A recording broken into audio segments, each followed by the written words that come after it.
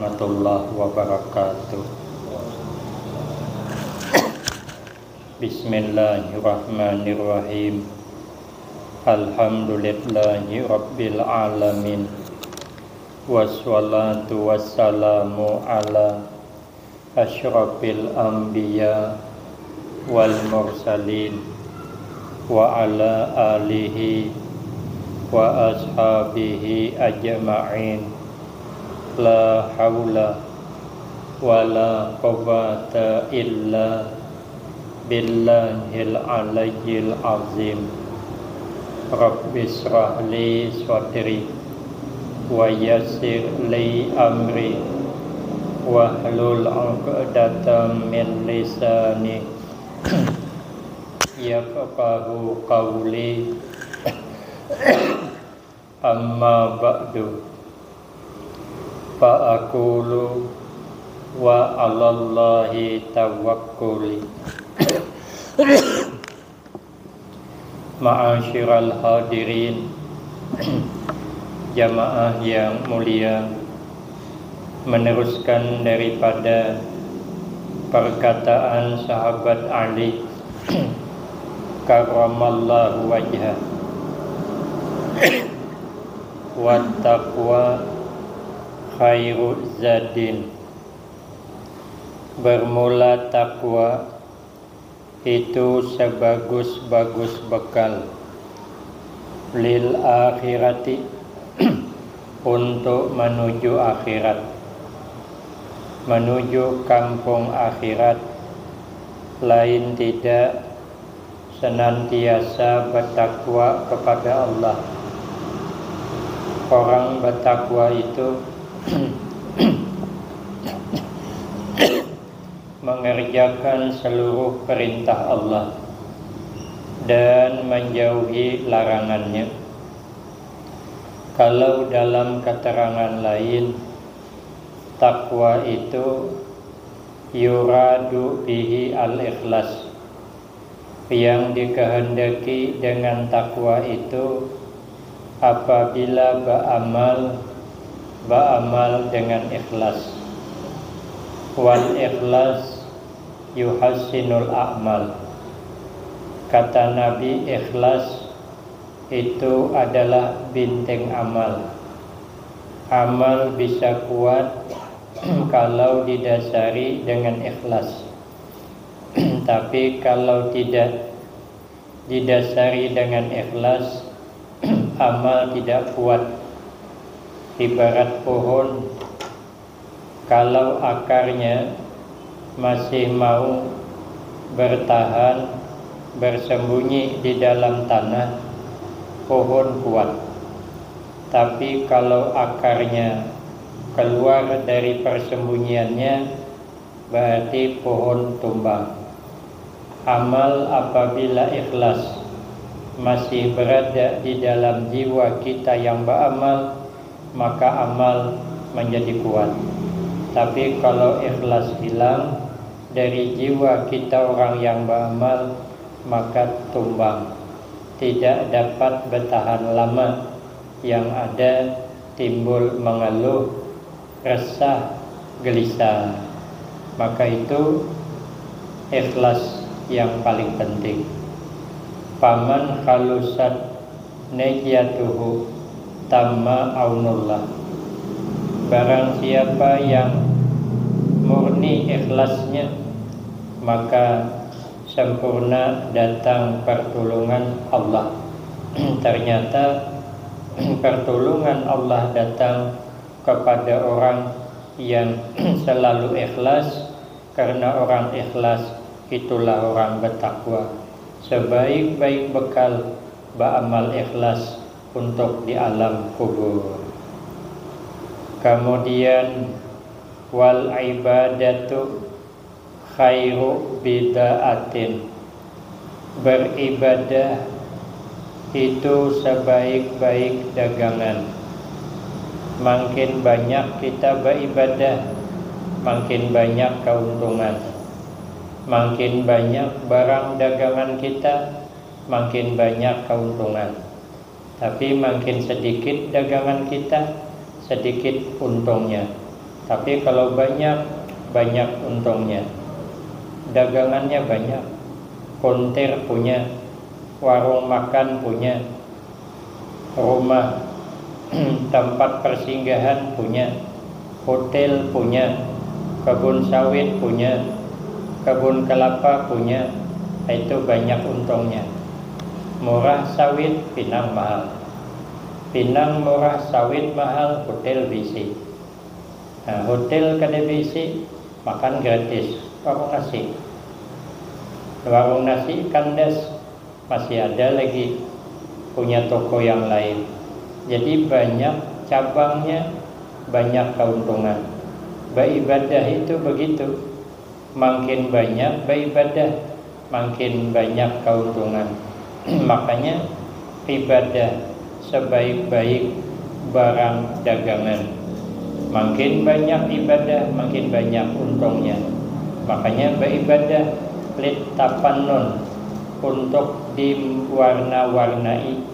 Jangan semacam sembahyang sunat iya, puasa sunat iya, berzikir iya, berselawat iya, istighfar iya. Jadi banyak cabangnya, banyak untungnya. Itu semua bernilai ibadah.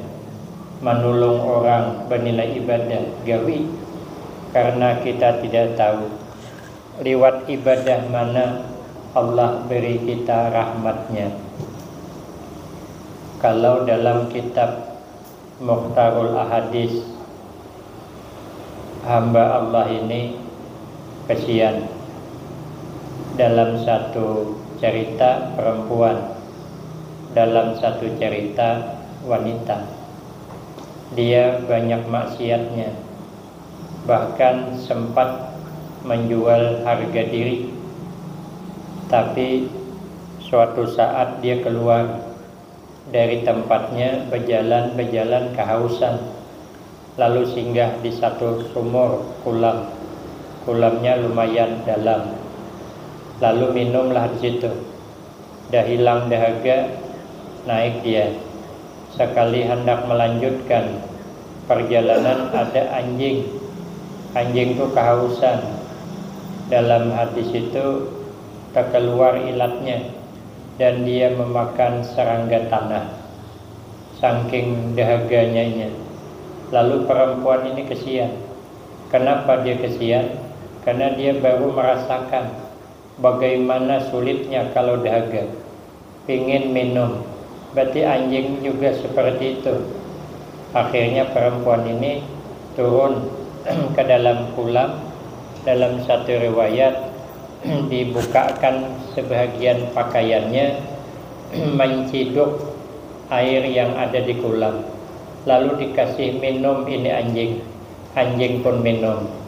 Fasyakarallah, Allah berterima kasih kepadanya karena kasihan dengan hambanya.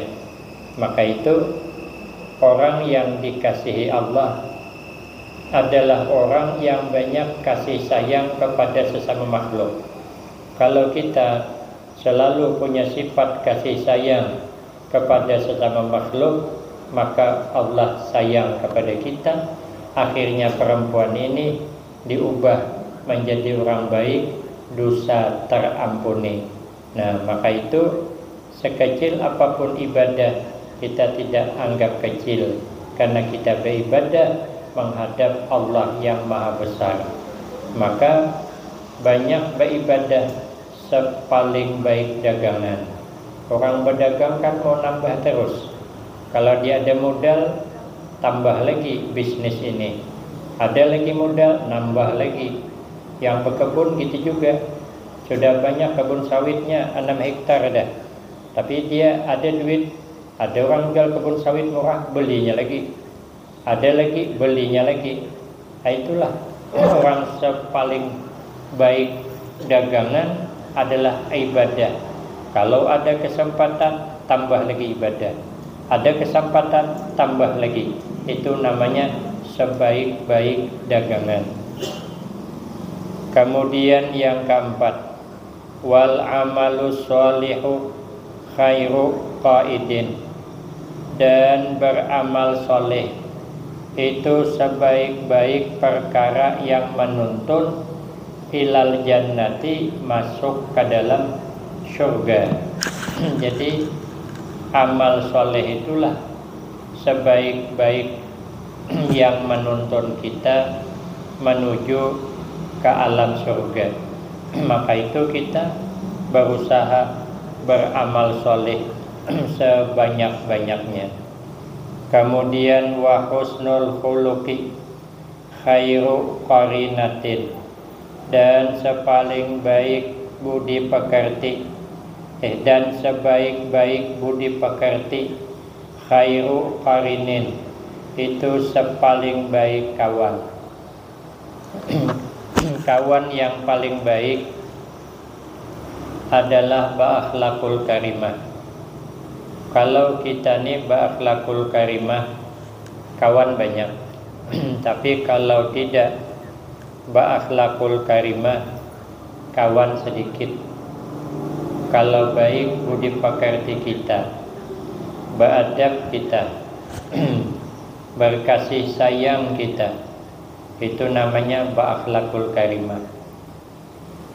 Kata Imam Yusuf bin Asbad, tanda orang ba'akhlakul karimah itu pertama, qillatul khilaf.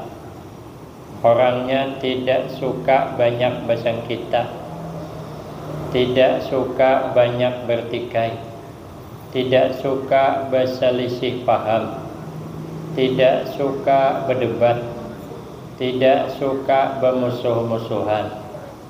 Karena kata Nabi, wa fi akhiriz zaman ma dalla qaumun illa bil jidal. Tidak rusak umat akhir zaman ini kecuali karena terlalu banyak bersengketa, bermusuh, sehingga pintu beramal ditutup Allah. Makanya kalau kita ini sudah bertengkar, berselisih paham, bermusuh, itu pintu berbuat baik kepada sesama kita tertutup. Yang ada itu kalau kita berselisih, yang ada itu selalu muncul saling mencari kelemahan, saling mencari kekurangan, karena kita sudah terlanjur bermusuh. Tidak usah jauh lah, pintu beramal ditutup kalau kita bertengkar. Suami istri sajalah bertengkar kita, berdebat kita, entah masalah apa, tidak tahulah. Sekalinya bertambah seru perdebatan, berangutan, berkelahi sekalinya. Coba tengok, ada tidak lagi semangat berbuat baik? Hilang. Lakinya pergi ke kebun, bukan bekerja, bukan menabas, duduk di punggung kelapa, mak isap rokok sambung putih, mirip orang kehilangan daging. Diajak, ayo mas kita kerja. Daklah katanya, aku lagi suntuk, biarkan aku sendirian. Bawa rokok, mata jagat ke atas. Kenapa? Lain bapak kelahiran bini. Bini mahampas mangkok, pecah dua. Laki mahampas piring, pecah selusin. Kata lakinya, harga piring bisa dibeli, harga diri saya sebagai suami kemana mencari? Panas dia, mana nak begawi? Bulikin ke rumah. Tengoklah pula, lihat istrinya di rumah yang biasa memasak, mana lah bermasak? Lauk ada dimasakakannya, nasi ada dimasakakannya. Kebetulan serumah sama orang tua. Kata orang tua, ngapa lakimu ada dimasakakan gak? Marah dia. Untuk apa katanya memasakkan si sontoloyo gitu. Marah dia. Padahal imbah kawin yayang panggilannya. Sekali marah sontoloyo panggilannya. Akan kada baik jadinya. Apa sebab? Karena bertengkar, karena berselisih, karena berdebat, karena bermusuh. Itu baru lingkup suami istri. Kalau lingkup dengan masyarakat, kita bermusuh, musuh satu, nanti lama-lama 1000 musuh tuh. Satu aja musuh kita, tapi nanti lama-lama bisa 1000 merembet, karena dia punya kawan, kita juga punya kawan. Dia ada yang membela, kita juga ada yang membela, ramai jadinya. Maka jangan pernah menyalakan api permusuhan. Asalnya satu lawan satu, tapi karena dimuat di media, nah dia juga punya pengikut, akhirnya pintu berbuat baik ditutup oleh Allah. Maka kata Nabi, akhir zaman ini ya selalu terjadi pertikaian. Disitulah yang membuat kita ini tidak harmonis lagi. Maka itu orang berakhlak mulia, tidak mau dia bertikai, tidak mau bersengketa, tidak mau. Satu. Yang kedua, kata Imam Yusuf bin Asbad, tanda orang berakhlakul karimah itu tahsinu ma yabduna minas sayyi'at.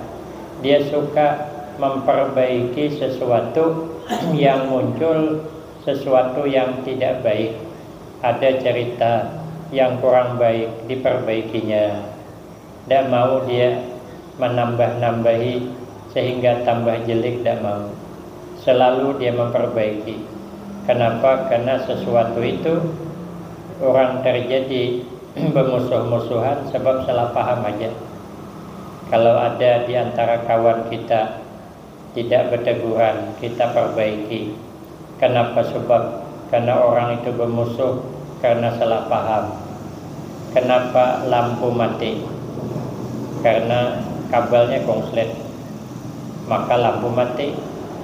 Sebenarnya lampu tidak rusak, yang rusak kabelnya. Sebenarnya kita tidak rusak, yang rusak perselisihan paham. Kalau ini ada terselisih paham, kita tidak akan bermusuh. Cuman karena terselisih paham, maka terjadi permusuhan. Maka yang diperbaiki salah pahamnya, orangnya tidak apa-apa. Kalau lampu padam, yang dibaiki bukan lampunya, kabelnya. Kalau kabelnya dibaiki, lampu menyala lagi. Jangan pula lampu ada menyala, ambil buang. Kenapa? Karena tidak menyala. Padahal lampu tidak menyala, kabelnya rusak. Kenapa kaki bengkak? Karena uratnya terseliu. Maka urutlah uratnya. Kalau uratnya sudah betul, kaki berhenti bengkak. Kalau kita selisih paham sudah selesai, akurlah pula. Orang berakhlak mulia selalu mengakurkan orang yang berselisih paham. Kemudian yang ketiga, tanda orang berakhlak mulia, tarku talabil asarat, tidak suka mencari-cari kekurangan orang lain. Kadang kita ini membicarakan kekurangan orang, padahal kita kurang juga. Yang dibicarakan panau kawan. Ada orang berpanau, itu yang dibicarakan. Padahal kawan berpanau baru sebulan, awal berkurap 6 tahun. Nah kan parah kita. Orang kan cuma panau, kita malah berkurap. Makanya orang berakhlak mulia tidak suka mencari-cari kekurangan orang, tapi memandang kelebihan orang untuk menutupi kekurangan kita. Nanti kalau kita mencari kekurangan orang, nanti timbul kita merasa lebih. Kenapa? Karena memandang orang lain kurang dari kita. Tapi kalau memandang kelebihannya, maka kita merasa kurang daripada dia. Yang keempat, tanda orang berakhlakul karimah, husnul insaf, punya kesadaran yang tinggi. Yang kelima, tanda orang berakhlak mulia itu ihtimalul azan, membetah-betahkan diri disakiti orang. Orang menghina kita, betah kita. Artinya tidak membalas kita, tapi kita memaafkan. Ihtimalul azan namanya. Imam Ibrahim bin Adham, suatu saat beliau pergi berjalan. Lah orang tidak tahu dengan beliau Imam Ibrahim bin Adham. Tapi orang tahu nama Ibrahim bin Adham ini orang hebat. Tapi yang ketemu ini sebelumnya tidak pernah ketemu. Jadi tidak tahu kalau ini Ibrahim bin Adham. Lalu nanya, Aina Imran, di mana perumahanmu? Jadi kata Ibrahim bin Adham, Fa asyara ilal makbarah, maisyarat menunjuk ke kuburan. Tersinggunglah yang bertanya. Orang nanya di mana rumah, soalnya menunjuk tuh di kuburan. Ini kok apa mau orang nih, kan marah dia. Lalu nanya ulang, rumahmu mana? Huwa al-makbarah, dia kuburan rumah saya, kata Ibrahim bin Adham. Marah dia, dikira ini ngolok-ngolok, pukulnya kena kepala, berdarah. Ini kalau kena kepala sedikit saja berdarah. Akhirnya tumbang Ibrahim bin Adham, dia bisa balik. Dia bertanggung jawab. Lalu ditanya di mana kampungnya, ditunjukkan, diantar balik. Ibrahim bin Adham diantarnya balik, bertanggung jawab. Sampai di kampung, orang ramai turun menyambang. Mal khabar, mal khabar. Apa kabar? Apa cerita? Apa cerita? Kenapa Imam Ibrahim bin Adham sampai begini? Kaget yang memukul. Baru tahu dia kalau ini Ibrahim bin Adham. Lalu bersujud dia, mencium dia kepada Ibrahim bin Adham, meminta maaf. Kata Ibrahim bin Adham, saya tidak marah. Saya tidak marah. Ya, kata orang yang memukul, kenapa engkau tidak berbilang kalau engkau ini Ibrahim bin Adham? Kata Ibrahim bin Adham, engkau yang salah tanya. Dia pertama menanya, Anta abdun, engkau hamba ya? Hamba sahaya. Karena kan penampilannya biasa saja, kayak hamba. Karena kau menanya, Anta abdun, engkau hamba. Saya jawab, Naam, ana abdun, saya hamba. Hamba siapa? Ai Abdullah, hamba Allah. Lalu kata orang ini bertanya, kenapa saya tanya di mana rumahmu? Kau mengisyarat ke kuburan. Karena kata beliau, dunia bukan tempat. Tempat kita nanti alam kubur. Itu tempat kita terakhir. Jasad kita di situ. Di sini kita pindah-pindah. Berarti bukan rumah kita. Kadang kita di rumah, kadang di warung. Kalau imbah sumiang subuh banyak di warung pada di rumah. Nah, kadang malam di warung, kadang di rumah kawan, kadang di masjid, kadang di jalan. Berarti seakan tidak punya tempat tinggal tetap. Tapi kalau masuk ke dalam kubur, tidak kemana-mana lagi, tidak bisa lagi ngopi. Karena ngopi waktu hidupnya lah. Mana ada orang sudah masuk kubur, subuh keluaran ngopi di warung Haji Mail, mana ada. Balian orang dan ngawan nih. Nah, itulah tempat yang sesungguhnya, karena tidak kemana-mana lagi. Berdiam di dalam itulah. Siang malam di situlah. Hendak hujan, hendak panas situlah. Hendak kena banjir, terendam kita di situlah. Tidak kemana-mana. Itulah rumah yang sesungguhnya. Kalau ini kan tidak. Bisa kita pindah rumah, nanti bisa pindah ke Jambi, nanti bisa pindah ke Peret Ato. Dan tentu berarti bukan rumah tetap. Tempat berpindah-pindah. Yang tetap itu adalah kuburan. Kata yang memukul, kenapa engkau tidak marah? Dipukul kenapa tidak marah? Kenapa sempian berdiam dipukul? Kata Ibrahim bin Adham, saya tidak berdiam. Ketika kau memukul, kata Imam Ibrahim bin Adham, saya berdoa, mudah-mudahan ya Allah, orang yang memukul saya ini engkau masukkan dia ke dalam surga. Itu hebatnya. Ini kalau tidak putih hati di hadapan, tarai kita jatuh. Tunggulah kau tidak tahu ya belum ya, tengoklah kau, bekas lah kau, mukul-mukul ke karuan. Dan bisa kita mendoakan, mudah-mudahan kau masuk surga. Ada harapan. Inilah Imam Ibrahim bin Adham, namanya Ihtimalul Azan. Cerita ini di dalam kitab Ihya Ulumuddin. Jadi tahan sidin, disakiti menyandang, tidak marah. Kalau kita mungkin tahanlah menyandang sakitnya, tapi jengkelnya tidak tahan. Tetap jengkel, orang ada salah dipukul. Ya, Yang salah saya dipukul kita kada terima, apalagi tidak salah. Menyandang sakit bisa, tapi menerima bisa kada kawa. Imam Ibrahim bin Adham menyandang sakit siap, menerima disakiti siap. Itulah orang berakhlak mulia. Maka sepaling baik kawan adalah berakhlak mulia. Dimanapun kita berada, kalau berakhlak mulia, orang mesti suka. Maka itu ya, Nabi itu berakhlak mulia. Nabi itu khuluquhul Quran. Akhlaknya Nabi itu Al-Quran. Tapi ketika sahabat Abu Hurairah bertanya kepada Nabi, ma husnul khuluq, apa itu husnul khuluq? Kata Nabi, tu'ti man haramaka, memberi engkau kepada orang yang kada memberi baik kepada engkau. Itu orang berakhlak mulia. Artinya taburkan kebaikan kepada semua orang. Kayak tanah. Tanah itu walaupun dipijak, dia tetap baik. Walaupun dikencingi, dia tetap baik. Selalu menaburkan kebaikan kepada semua orang. Khairun nas anfa'uhum linnas. Sepaling baik kita manusia adalah orang yang banyak memberi manfaat kepada orang lain. Yang kedua, akhlak mulia itu kata Nabi, wa ta'fu amman zalamaka. Kau sanggup memaafkan orang yang menganiaya engkau. Kalau kau sanggup memaafkan orang yang menganiaya engkau, tidak ada tuntutan apa-apa, tapi dimaafkan dengan ridha, maka itu orang berakhlak mulia.